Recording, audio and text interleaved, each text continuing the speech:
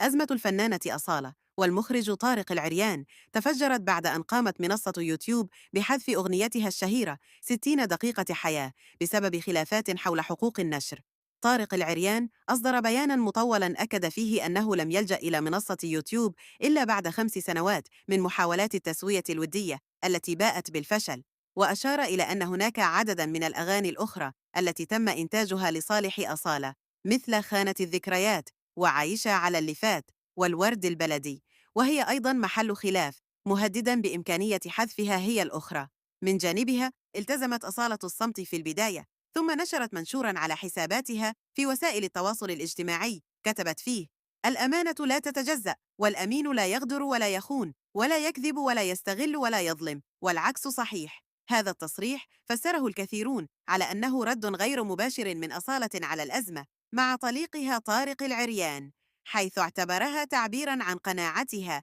بأن الأمانة والصدق هما أساس التعامل في الحياة، ورفضها لأي تصرفات غير شريفة أو استغلالية.